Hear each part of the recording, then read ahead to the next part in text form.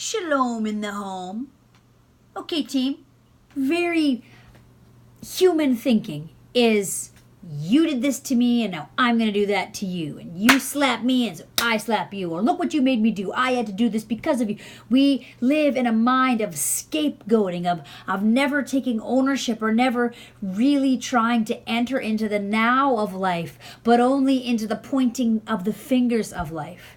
Because you see, I want to talk a bit about how our image of God can become this idea of this, well, you made me do this, or it's this, when you enter the mind of God and the heart of God, I think that it has to be done from a part that is very different from the human idea of measure up, or the human idea of transaction, of you do this, now I do that.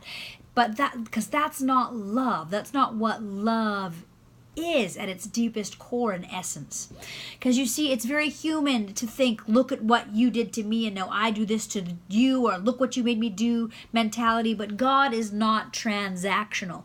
God is transformational. God is about transforming our lives and our pain, and has nothing to do with transactions. See, we need to, and it is in Jesus we see that to truly live or be saved. Now the word saved is from the word salvation, which is from salve. So a salve on a wound. You see, we can tend to kind of make it into an in club or an out club, but God is not a country club, y'all. It's about a God of healing, love, and mercy, and every line of tribal thinking is erased. And so I want to read a bit about what I have to say here, because we have to stop scapegoating or blaming our struggles on others or even on God. God's ways are not our ways. We can often try to be a puppet master of our lives and to try to be able to puppet master all of those around us. And then sometimes we think that God is a puppet master, but it's not true. Our world, we have free choice, because for a world to be a world, you have to have freedom of choice, or that's not love at all. We would be all little lemmings on this puppeteer thing, and that's not what life is. So God is not a puppet master, as that would not be a free world at all, and love would not be love. You see, God did not nail Jesus to a cross. Human beings did. Human beings who were filled with fear and an obsession with power and wanting to cling to this complete tribal mentality of make my tribe more powerful. And how dare you try to take power from my tribe and give it to other people? That's a human mentality. That's not a God thing. God did not nail Jesus to a cross. People did. People who were obsessed with this ego mentality of having to be better than, and fear of losing this false power that isn't real at all. You see, they feared a man who wanted nothing to do with tribes and had everything to do with healing wounds and inclusion and love. I really don't think that Jesus was obedient in the way where it seems like God was making Jesus die on a cross. That really just seems awful.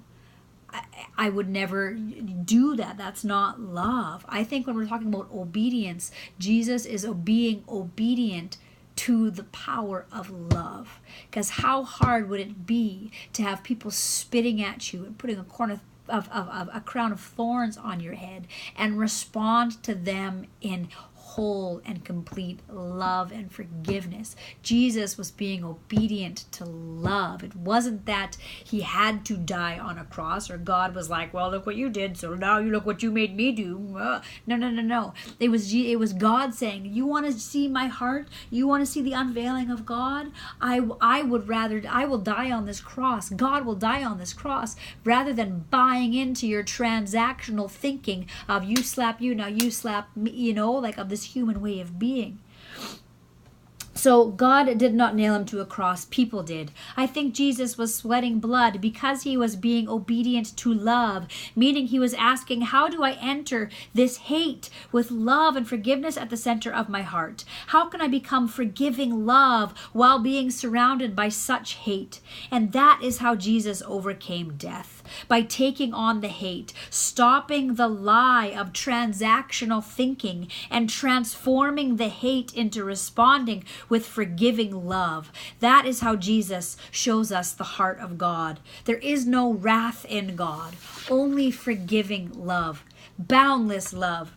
Jesus conquered death by responding to death in complete love. And this is how Jesus takes away the sins of the world, by showing us how to enter our lives in living wholeness and inclusion, by showing us that to have life, we must forgive and not hold on to resentment.